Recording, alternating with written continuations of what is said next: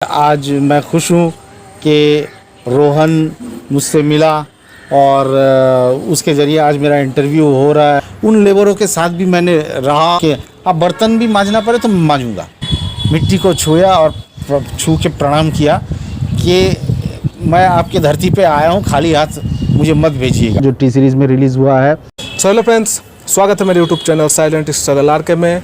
So friends, आज मैं आ चुका हूँ फिर से एक और न्यू इंटरव्यू वीडियो के साथ। सो अभी मेरे साथ जो सर आपको देखने को मिल रहे हैं, तो इनके बारे में मैं थोड़ा परिचय देना चाहूँगा। इनका नाम है उत्तम तिवारी मंडल। तो ये सिलीगुड़ी के ही है और ये बहुत ही जाने माने डायरेक्टर है। इनका बहुत सारा फिल्म सॉन्ग्स रिलीज हो चुका है, बहुत बड़े बड़े यूट्यूब चैनल में, बड़े बड़े प्लेटफॉर्म्स में। सर के साथ आज मुझे इंटरव्यू करने का मौका मिल रहा है। तो चलिए सर के बारे में थोड़ा जानते हैं, सर के जर्नी के बारे में जानते हैं। तो सबसे पहले उत्तम सर, आपका स्वागत है मेरे यूट्यूब चैनल में। नमस्कार, मैं उत्तम तिवारी, लोग मुझे उत्तम तिवारी मंडल के नाम से भी जानते हैं। और आज मैं खुश हूँ कि रोहन मुझसे मिला और उसके ज़रिए आज मेरा इंटरव्यू हो रहा है। और देखते हैं इंटरव्यू में जैसे जैसे वो पूछता जाएगा, मैं कोशिश करूँगा अपने जवाबों से इसको संतुष्ट करूँ। और आप लोगों को भी अगर कोई जिज्ञासा रहेगा मेरे बारे में तो वो भी पूरी करने की कोशिश करूँगा। तो आगे रोहन के पास चलते हैं। तो फ्रेंड्स, जैसे अभी आपने सर को देखा, सर बहुत ही दिलखुश इंसान है। इनसे मैं 2-3 बार मिल चुका हूँ। सर से मिलकर बहुत ही अच्छा लगा। सर के बारे में जब मैंने जाना तो मेरा भी मन हुआ कि सर के साथ इंटरव्यू करते हैं। तो सर, सबसे पहले तो आप अपने जर्नी के बारे में बताइए, जो हमारे व्यूअर्स अभी वीडियो देख रहे हैं, कि आपने इस लाइन में कैसे स्टार्ट किया। आप जब इस लाइन में आने का जब आपने सोचा था, तो अपने थोड़ा जर्नी के बारे में थोड़ा बताइए सर। जर्नी के बारे में अगर पूरा बताने जाऊँ रोहन, तो मतलब शुरुआत से शुरू करूँ तो सिलीगुड़ी से ही स्टार्ट होता है। कि जब मैं स्कूल में पढ़ता था तो मेरे दोस्तों ने, मेरे कुछ ऐसे काम थे कि मैं शूटिंग के तरफ इंटरेस्टेड था। और यहाँ मेरा नाम बताना नहीं चाहिए, लोकल एक केबल चैनल के नाम पे मेरा नाम निकनेम रख दिया था। तो मजाक में, वो भी मैं मजाक में ही लेता था, लेकिन अंदर अंदर तो ख्वाहिश पलती रहती थी कि ना, मुझे मुंबई जाना है और फिल्म इंडस्ट्री ही ज्वाइन करना है। तो आफ्टर ग्रेजुएशन मैं चला गया मुंबई। और उसमें भी सिलीगुड़ी के कुछ लोग हैं जिसके वजह से मैं मुंबई गया, क्योंकि वो मतलब ऐसा है ना, दुनिया में कई लोग मिलेंगे, या तो आपको सपोर्ट करेंगे या आपको खींचेंगे, बैक बाइट करेंगे। तो मेरे साथ भी कुछ सपोर्ट करने वाला नहीं हुआ था, बैक बाइटिंग करने वाला हुआ था। तो मेरे दिल में और आग भड़का कि नहीं, अब तो मुझे जाना ही है। तो जब मैं गया तो वहाँ भी इतना आसान नहीं है मुंबई इंडस्ट्री में, फिल्म इंडस्ट्री में काम पाना कि जाके ही ज्वाइन कर लूँ और काम चालू हो जाए, वैसा नहीं है। मुझे भी स्ट्रगल काफ़ी करना पड़ा है। तो ज़्यादा लंबा बताऊँगा तो बहुत लंबा हो जाएगा। शॉर्ट में बताता हूँ कि इतना स्ट्रगल किया मैं। जो बिल्डिंग्स बनती है, जो शटरिंग का काम होता है, उन लेबरों के साथ भी मैंने रहा और वो लोग काफ़ी सपोर्ट किए मुझे। उनके बारे में अगर आज मैं नहीं बताऊँ तो ये बहुत छोटी बात हो जाएगी। तो उन लोगों के सपोर्ट की वजह से फिर मैं वहाँ रह पाया, इंडस्ट्री में घूम पाया। फिर जाके मुझे मौका मिला छोटी सी एक के आर्ट डायरेक्शन में काम करने के लिए। तो मैंने आर्ट डायरेक्शन ज्वाइन किया as an assistant art director. वो भी मुंबई में मेरे एक परिचित हैं, तो उनके थ्रू इस लाइन में थोड़ा बहुत जानकारी मुझे मिला। फिर मैं आर्ट डायरेक्शन में काम करते गया। पता नहीं, भगवान की कृपा से धीरे धीरे तरक्की होती गई। मुझे कुछ पैसे मिलने लगे, ज़्यादा से ज़्यादा। मैंने वहाँ मतलब खुद का एक फ्लैट किराए पे लेके रहना स्टार्ट कर दिया था। फिर मैं असिस्टेंट से आर्ट डायरेक्टर बन गया। ईटीवी मराठी से मुझे अवार्ड मिला था 4 दिवस सासूचे सीरियल के लिए, आर्ट डायरेक्शन के लिए बेस्ट आर्ट डायरेक्टर। तो उसके बाद फिर मतलब मेरे लाइफ में कुछ चेंजेस आए। जैसे मेरी माँ का देहांत हो गया, मैं वापस सिलीगुड़ी आया। तो पिताजी नहीं चाहते थे, उनका उम्र हो गया कि मैं वापस वहाँ जाऊँ, लेकिन दिल में तो मुंबई बसा है अभी भी। तो मैंने क्या किया कि क्यों ना, मेरे दिमाग में आइडिया, क्यों ना सिलीगुड़ी में रह के ही कुछ काम किया जाए, कि ताकि अपने सिलीगुड़ी या नॉर्थ बंगाल के जो लड़के हैं, जो क्रिएटिव पर्सन्स हैं, उनके साथ काम करके और मुंबई को जोड़ के रखना और उस प्लेटफॉर्म पे अपने काम को पहुंचाना, तो सबके लिए अच्छा होगा। तो कुछ लोग मिले, यहाँ के कुछ बाबन साहा, है वो लोग मिले कि दादा चलिए हम लोग ये फिल्म करते हैं। तो मैंने अपना काम उस बावन शाह की वजह से यहाँ सिलीगुड़ी में स्टार्ट किया और फिल्म बनाया। फिर एक जिसमें मैंने शक्ति कपूर जी को यहाँ लाया था और ये शायद नॉर्थ बंगाल में पहली बार कोई लाया होगा और बंगाल में कुछ गिने चुने ही है जिन्होंने शक्ति कपूर जी के साथ काम किया था। तो मुझे भी वो सौभाग्य प्राप्त हुआ, मैंने काम किया। फिल्म का नाम था झक्कास प्रेम, काफ़ी अच्छी चली, बहुत अच्छी चली और अभी तो सैटेलाइट चैनल में वो चल ही रही है। और उसके बाद फिर खुद एक फिल्म बनाई लाडला नंबर 1, वो भी नॉर्थ बंगाल अपना सिलीगुड़ी के लड़कों को लेके, वो भी मैंने सैटेलाइट चैनल को बेच दिया। तो वो भी सैटेलाइट चैनल में रन कर अमेज़न प्राइम में भी था कुछ दिन पहले भी, अभी शायद और कहीं गया है, मतलब रूपोशी बांग्ला चैनल में तो चलता ही रहता है फिल्म। तो ये है कि हम ये काम तो यहाँ कर रहे हैं लेकिन क्वालिटी वही मेंटेन कर रहे हैं ताकि हम वहाँ के साथ जुड़े रहें और अपना काम वहाँ जा रहा है। बस यही कोशिश चल रही है, बाकी सबकी दुआ है, चल रही है। तो सर जब आपने इस लाइन में जाने के लिए सोचा था तो उसके बाद आप जब अपने फैमिली मेम्बर्स को या फिर अपने मम्मी पापा को जब आपने ये ख्वाहिश को जाहिर किया कि मुझे भी इधर जाना है, ऐसा काम करना है, मुंबई जाना है, ये इस लाइन में जाना है, तो उस टाइम आपके मम्मी पापा जो थे उनका मतलब क्या कहना था आपको? वो मतलब बोल रहे थे ये मत जाओ या फिर जाओ, उनका कैसा सपोर्ट था? मेरे मम्मी पापा बचपन से ही बहुत सपोर्टिव थे किसी भी मामले में। अगर मैं कहूँ कि नहीं मुझे इस कंपटीशन में जाना है, जाओ। अगर मुझे कहीं घूमने जाना है, जाओ। मतलब वो मुझ में यकीन करते थे कि हाँ ये कुछ कर रहा है तो सही करेगा, गलत नहीं करेगा। तो मैं भी ऐसा कोई कदम कभी नहीं उठाया कि उनको ठेस पहुँचे। तो और वो जानते थे कि अगर लड़का मुंबई जाना चाह रहा है, फिल्म लाइन ज्वाइन करना चाह रहा है, तो इसके दिली ख्वाहिश तो है ही, लेकिन कुछ कर पाएगा, ये भरोसा उनमें भी था। तो उन्होंने भी काफ़ी सपोर्ट किया, ठीक है जा रहे हो कोई बात नहीं, लेकिन कहाँ रहोगे ये चिंता तो रहता ही है। तो मैंने उनको भरोसा दिलाया कि नहीं मैं जो जा रहा हूँ, मेरा एक दोस्त है सूरज, उसके साथ गया था मैं, और जो लड़के वहाँ शटरिंग के काम करते थे वो भी अपने नॉर्थ बंगाल से ही है। तो ये भरोसा दिया था तो वो कुछ निश्चिंत हुए थे। और एक परिचित मेरा था ही मुंबई में, तो उतने टेंस्ड नहीं थे, लेकिन फिर भी टेंशन तो उनको था ही, लेकिन मैंने भरोसा दिलाया था कि नहीं मैं अगर जा रहा हूँ तो कुछ करके ही आऊँगा, तब उन्होंने जाने दिया। आप कौन सा ईयर में मुंबई के लिए निकले थे सिलीगुड़ी से? मैं 2007 में मुंबई के लिए निकला था। तो 2007 से आज 2023 हो चुका है, तो सर का एक बहुत ही अच्छा खासा लंबा सफ़र है। तो सर जैसे अभी आपको पता होगा कि जो हमारी बॉलीवुड इंडस्ट्री है इसमें कोई किसी को भी अगर एक्टर बनना है, डायरेक्टर बनना है, कुछ भी बनना है, तो इसमें स्ट्रगल बहुत ही ज़्यादा होता है। जो आउटसाइडर होते हैं उनको इस लाइन में जाके अपना एक मुकाम बनाने में बहुत ही ज़्यादा स्ट्रगल और टाइम लगता है। आप भी एक आउटसाइडर हो, आप इधर से जाके उधर पे आपने अपना एक मुकाम बनाया। तो सर इस चीज़ के बारे में आप क्या बोलना चाहोगे? देखो स्ट्रगल तो हर फील्ड में है, कोई भी काम, सिर्फ फिल्म लाइन नहीं, कोई भी काम करो, चाहे कोई मार्केटिंग में ही काम कर रहा हो, फिर भी वही जानता है कि कितना स्ट्रगल उसको फेस करना पड़ता है। और हाँ ये जो इंडस्ट्री है, ये फिल्म इंडस्ट्री यहाँ भी काफ़ी, मतलब दूसरे फील्ड से शायद थोड़ी ज़्यादा इसमें स्ट्रगल है, क्योंकि एक तो नए जगह पे जाना, एक तो आप खुद के जगह पे रह के स्ट्रगल कर रहे हो, चलो ठीक है आपको मालूम है कुछ ना कुछ करके दाल रोटी चल जाएगा, घर में जाएंगे सोएंगे। वहाँ पे जाना पहले स्ट्रगल है, रहने का वो जुगाड़ करना, फिर आपका डेली जो एक्सपेंस है वो जुगाड़ करना, वो बहुत बड़ी एक टेंशन रहता है। तो फिर अपना काम, अगर काम नहीं मिलता है तो वो एक्स्ट्रा कितना दिन तक आप वहाँ रहोगे, घर वाले कितने दिन तक आपको पैसे भेजेंगे, तो ये प्रेशर भी मन में बना रहता है। लेकिन स्ट्रगल तो है, साथ ही साथ अगर आप सही तरीके से जाओगे, उसमें भी कई, मतलब ज़्यादातर नौजवान भटक जाते हैं, लेकिन उसमें भी सही तरीका है, कई सिस्टम्स हो गए, पहले जैसे अभी नहीं है। फिल्म इंडस्ट्री मैं तो कहना चाहता हूँ पहले से भी काफ़ी चेंज हो चुके हैं।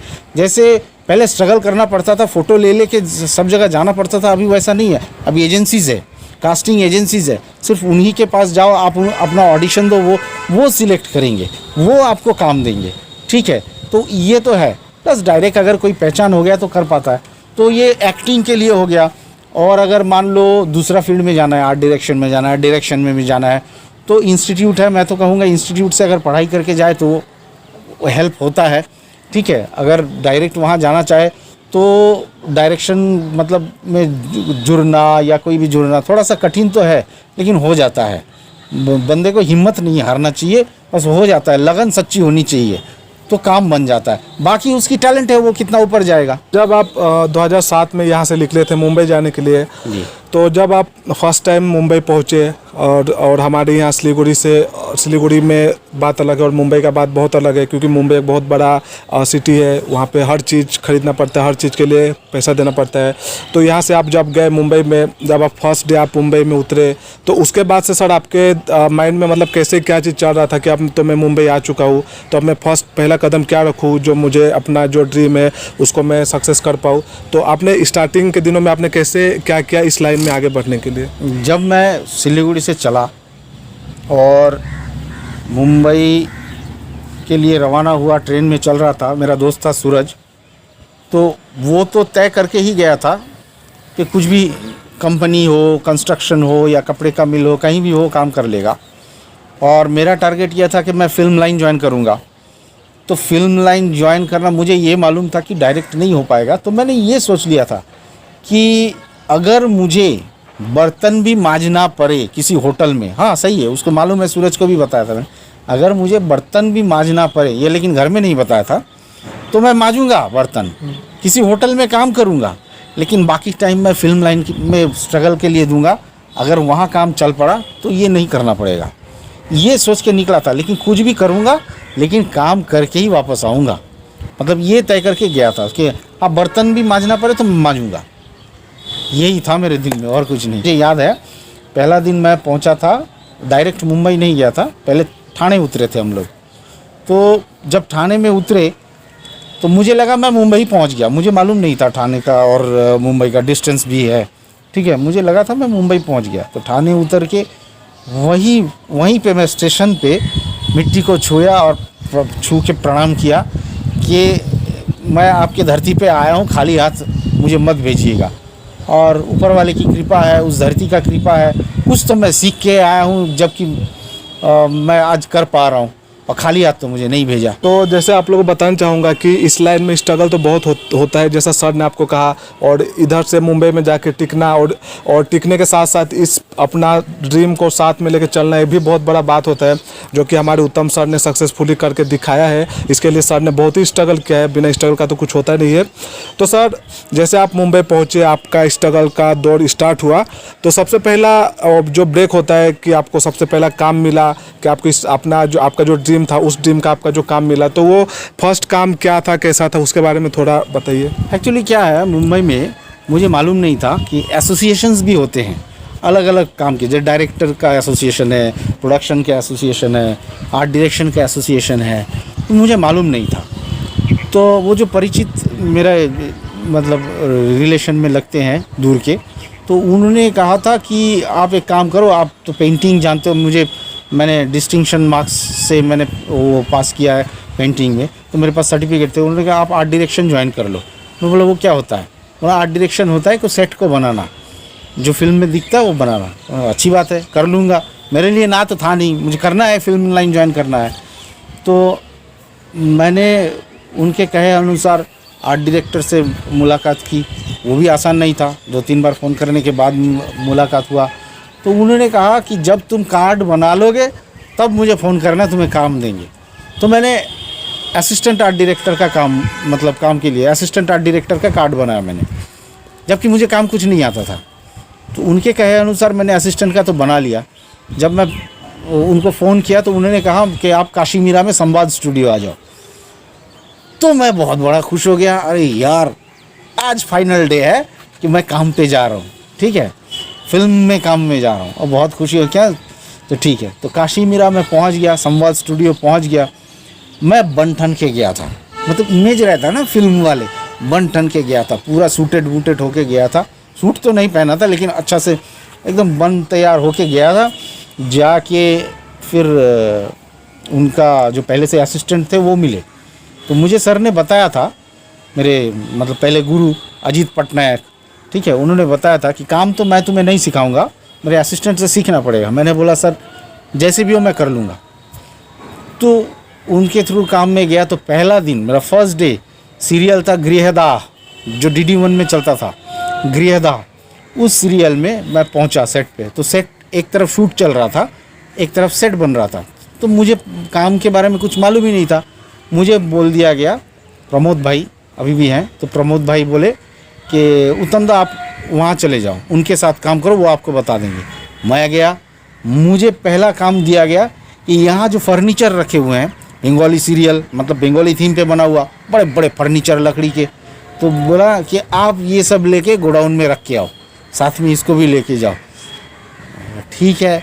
अब वो भारी भारी फर्नीचर मैं गोडाउन में रख के आया, फिर गोडाउन से नया फर्नीचर यहाँ रख के आया। मैं जो बन ठन के गया था, शाम भर में मेरा पीला हो गया पूरा। ठीक है। तो मैं सोचा अरे यार क्या ऐसे काम करना पड़ता मुझे, कुछ ये तो मतलब कारपेंटर लोग करते हैं, ये लोग करते हैं, चलो ठीक है ये भी काम है, करता हूँ, फिल्म में तो काम कर रहा हूँ, मेरे दिमाग में ये था। तो पहला दिन काम किया और फर्स्ट अचीवमेंट मुझे मिला था उस दिन 100 रुपया, 100 रुपया, लेकिन वो पेमेंट नहीं था। तो मेरा परीक्षा था एक्चुअली, मैं बाद में मुझे पता चला, बाद में दूसरे ने बताया कि दादा अगर किसी को काम पे बुलाते हैं तो इसी सीरियल में पहले बुलाते हैं। अगर वो पहला दिन टिक गया, दूसरा दिन काम पे आया, तब से उसका पेमेंट बढ़ने लगता है, नहीं तो ज़्यादातर पहला दिन ही करके छोड़ के भाग जाते हैं। तो मैं भागने वाले में से तो हूँ नहीं। दूसरा दिन गया, तीसरा दिन गया, फिर मेरा पेमेंट बढ़ते गया, काम करते गया, फिर तो रुका नहीं। तो उत्तम सर, जैसे हमें पता है कि आप इस लाइन में बहुत सालों से काम कर रहे हो, आप डायरेक्टर हो, आप इस लाइन में एक्टिंग भी कर चुके हो, तो अपने काम के बारे में थोड़ा एक्सपीरियंस बताइए सर। आपने अभी तक क्या क्या डायरेक्ट कर चुके हैं और आपका आने वाला फ्यूचर में क्या क्या प्लान है? काम के बारे में अगर बताना चाहूँ रोहन, तो मैं बोलूँगा कि मेरा पहला फिल्म था झक्कास प्रेम, जो मैंने बनाई थी 2013 में, और उसके बाद लाडला नंबर 1 मेरा दूसरा बांग्ला फिल्म था। और उसके बाद काफ़ी शॉर्ट फिल्म किए, जैसे बसंत द मिस्ट्री बॉय, और इसको तो नेशनल और इंटरनेशनल दोनों ही अवार्ड मिला बेस्ट शॉर्ट फिल्म के लिए। फिर अंधियारो द डार्कनेस, इसको भी मिला। सेव द चाइल्ड है, ड्रिंक एंड डाई है, ऐसे बहुत सारे और काम है, छोटे मोटे और भी काम था। और हाल ही में मैंने अभी काम किया था टी सीरीज़ में जो रिलीज़ हुआ है, इसका है बाबूजी म्यूज़िक एल्बम, जो टी सीरीज़ में रिलीज़ हुआ है और लोगों ने काफ़ी सराहा है, ये भी अच्छा है। और एक अभी हम लोग और एक काम करने जा रहे हैं, वीडियो बनाने जा रहे हैं, जिस पे गाना है सुन ज़रा साहिबा, जो मेरे होनहार दोस्त स्वर्ण कमल जी ने, एस कमल जी ने बनाया है, उन्होंने गाया है, काफ़ी अच्छा गाया है। वो हर जगह रिलीज़ हुआ है, स्पॉटिफाई से लेके जियो सावन, हर जगह आपको मिल जाएगा। तो उसका वीडियो मेकिंग अभी बाकी है, वो भी अच्छी खासी प्लेटफॉर्म पे हम लोग रिलीज़ करेंगे। तो बस देखा जाए तो यही चल रहा है, आगे और भी करेंगे। जैसे अभी आपने सर का जर्नी को सुना, बहुत ही इंटरेस्टिंग लग रहा है। मैं भी सर का बात सुनते सुनते इनके बातों में खो गया था। तो सर, जैसे अभी तो हमने जान लिया, हमारे ऑडियंस ने भी जान लिया कि आपने बहुत ही ज़्यादा स्ट्रगल करके इस लाइन में आप टिके। अभी जो हमारे ऑडियंस, जो हम मेरे जैसा यंग लोग, लड़के लड़कियाँ जो देख रही है वीडियो और जो बॉलीवुड में आना चाहते हैं, एक्टर, सिंगर, डायरेक्टर, कुछ भी बनना चाहते हैं, तो आपका जो इतना लंबा जो सफ़र रहा, आपका बहुत सारा एक्सपीरियंस है इस लाइन में, तो यंग लड़के लड़कियां को आप क्या अपने तरफ से एडवाइस देना चाहोगे कि इस लाइन में कैसे क्या करना होगा और कैसे टिकना होगा? देखो, एडवाइस का तो ऐसा है कि आप लोग देखो, कुछ भी कर रहे हो, या तो सिंगिंग में हो, कोई एक्टिंग का शौक़ रखते हो, कुछ भी रखते हो, फिल्म रिलेटेड अगर कोई शौक़ रखते हो, तो उसको मरने मत दो। लेकिन साथ ही साथ ये ध्यान रखो कि इतना भी पागल मत बन जाओ कि लॉजिक को भूल जाओ। हमेशा ध्यान में रखना, अगर हम कुछ चाहते हैं तो उसके लिए खुद को तैयार करना पड़ता है। तो मैं कहूँगा पहले खुद को तैयार करो, जितना ज़्यादा हो सके खुद को तैयार करो कि अब फोकस्ड रहो कि मुझे ये करना है। मतलब फिल्म लाइन में जाना, मेरा तो जैसे कोई फोकस ही नहीं था, मुझे खाली मालूम था फिल्म लाइन में जाना है, छोटा मोटा रोल मिलेगा तो एक्टिंग भी कर लेंगे, कुछ भी काम मिलेगा तो कर लेंगे, ऐसे नहीं। आप फोकस्ड रहो, अगर एक्टिंग में जाना है तो आप एक्टिंग के लिए फोकस्ड रहो और उसके विषय में पढ़ाई करो। पढ़ाई मतलब किताबी पढ़ाई नहीं, जैसे भी ऑनलाइन भी आप पढ़ाई करो कि अगर एक्टिंग में आप जाना चाहते हो तो क्या करना चाहिए, कहाँ आपको कम्युनिकेट करना चाहिए, उसमें किस किस जगह आपको जाने से क्या फ़ायदा हो सकता है, फिर कैसे क्या करेंगे, आगे बढ़ेंगे। बाकी मुझसे अगर कोई हेल्प लगेगा तो अपना रोहन भाई है, उससे आप लोग जुड़ जाना, कोई सजेशन लगेगा मैं दे दूँगा। लेकिन कुछ भी करो दिल से करो और किसी के बहकावे में मत आओ, सही जगह सही राह चुनो। और हाँ, एक बार ज़रूर प्रैक्टिकली प्रैक्टिकली आपको जाके वो महसूस करना पड़ेगा, डरना नहीं, आगे बढ़ते रहो, काम हो जाएगा, बस इतना ही है। सो फ्रेंड्स, फाइनली अभी आपने सर के बारे में बहुत कुछ जान लिया होगा, तो सर से अच्छा खासा बात हो चुका है और सर से बात करके अच्छा भी लगा, बहुत कुछ जानने को मिला, सीखने को मिला। उत्तम सर का थैंक यू सो मच है सर कि आपने मेरा इंटरव्यू के लिए आपने इतना टाइम निकाला। मुझे भी अच्छा लगा क्योंकि मेरा भी ड्रीम इसी लाइन में, सर को पता है, मैंने सर को अपने बारे में बहुत कुछ बताया है, तो सर से मिलके इंटरव्यू लेके अच्छा लगा। ये भी यही कहना है कि मुझे भी बहुत अच्छा लगा, आप सबको भी धन्यवाद, और रोहन आया इसको भी धन्यवाद, ठीक है। और इतना देर मुझे सुने, इतना देर मुझे झेलने के लिए भी धन्यवाद। और रोहन भाई के चैनल को ज़रूर लाइक और सब्सक्राइब करिएगा, तभी तो ये और आगे बढ़ पाएगा। इसका भी ड्रीम है, वो भी पूरा करना है, हम सब मिलके इसको आगे बढ़ा के लेके जाएंगे। तो thank you so much sir कि आपने मेरे चैनल के लिए टाइम दिया, अच्छा लगा सर से मिलके। सो फाइनली आप लोग को सर का अगर बात अच्छा लगा, सर के बारे में जान के अच्छा लगा, तो आप इस वीडियो को शेयर कर सकते हैं, सर का बातों को आगे तक पहुंचा सकते हैं। तो इस इंटरव्यू वीडियो को देखने के लिए थैंक यू सो मच है। मैं मिलता हूँ आप लोग से किसी और नेक्स्ट इंटरव्यू वीडियो के साथ, तब तक के लिए थैंक यू।